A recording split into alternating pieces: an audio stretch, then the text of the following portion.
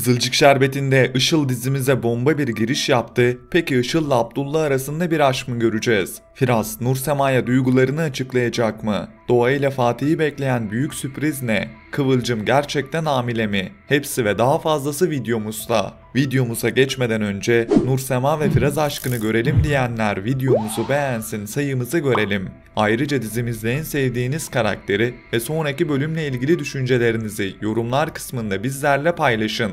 Hadi hazırsanız detaylı analiz videomuza başlayalım. İlk olarak dizimize dahil olan Işıl karakterinden videomuza başlamak istiyorum. Işıl dizimize etkili bir giriş yaptı ve Abdullah'la şimdiden karşı karşıya gelmeyi başardı. Işıl giyinme tarzıyla, konuşma tarzıyla tıpkı Alev'in aynısı. Senaristler Alev'in vedasının ardından bunu ilk önce Mary'de denediler. Ancak Mary karakteri buna uyum sağlayamadı ve izleyicilerin tepkisini çekti. Ve ardından Mary ile Pembe'nin arasının iyileşmesiyle beraber izleyiciler Mary karakterine sempati duymaya başladı. Ve son bölümlerde Mary sevdiğimiz bir karakter haline geldi. Ancak Görkem'in vedasının ardından dizimizde bir entrika ve kaos boşluğu oluştu ve bunu da Işıl'la dolduracaklar. Ben Işıl karakterinin Doğa ile Fatih aşkına kabus gibi çökeceğini düşünüyordum. Ancak burada bir yanılgı yaşadım.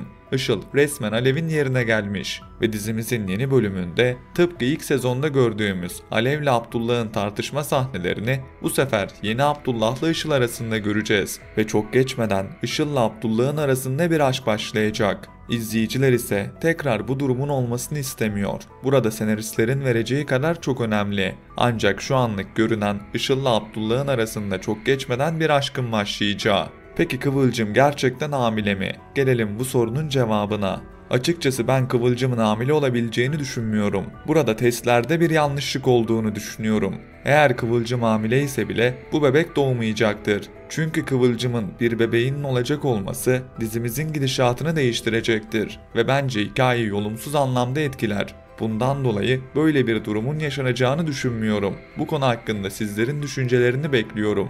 Lütfen düşüncelerinizi yorumlar kısmında bizlerle paylaşın.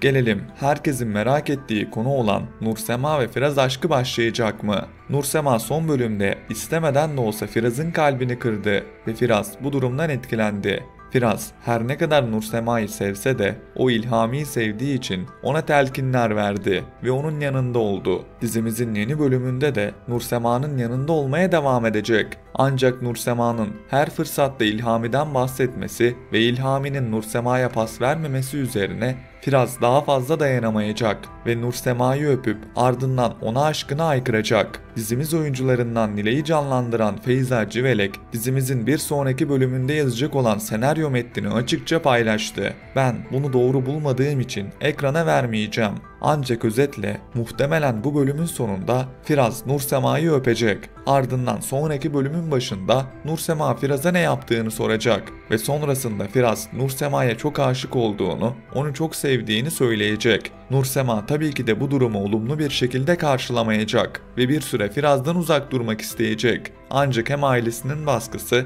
hem de İlhami'den olumlu bir yanıt bulamaması üzerine Nursema bu süreçte Firaz'a sığınacak ve çok geçmeden Firaz'la Nursema arasında aşk başlayacak. Nursema bunca bölümdür aradığı aşkı Firaz'da bulacak ve Firaz'la Nursema'nın mutlu anları sonrası bizler de mutlu olacağız. Öte yandan dizimizin yeni bölümünde Sevtap için uygun bir bağışçı bulunamadığı söylenecek ve bu durum sonrası Nilay ne yapacağını bilemeyecek ve Nilay annesi için büyük fedakarlık yapacak. Sevtap bu durum sonrası çok şaşıracak ve bir o kadar da mutlu olacak. Ben dizimizin yeni bölümünde Nilay ile annesi Sevtap'ın anne kız sahnelerinin devam edeceğini ve bu sahneler sonrası zaman zaman güleceğimiz, zaman zaman duygulanacağımız birçok anın ortaya çıkacağını düşünüyorum. Peki Doğa ile Fatih'i neler bekliyor? Gelelim bu sorunun cevabına. Fatih son bölümlerde tamamen değişti ve bambaşka birisi oldu. Özellikle kar tatilinde Doğa'yı gereksiz bir şekilde kıskanmaması ve dizimizin yeni bölümünde de Doğa'yı okul arkadaşlarından kıskanmaması üzerine Doğa da Fatih'ten fazlasıyla etkilenecek. Peki Fatih'in bu davranışları sahi mi yoksa yalan mı? Gelelim bu sorunun cevabına. Ben Fatih'in gerçekten yaptığı hatalardan pişman olduğunu ve bu davranışlarının sahi olduğunu düşünüyorum.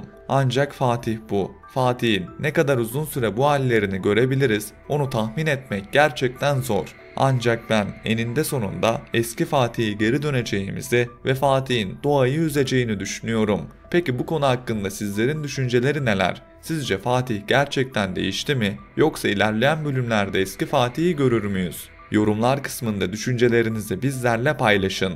Şimdilik yeni bölümle ilgili benim düşüncelerim bu kadar. Gelecek Kızılcık Şerbeti analizlerimizi kaçırmamak için lütfen aşağıdan abone olup bildirimleri açın. Yeni gelişmelerde görüşmek üzere, hoşça kalın.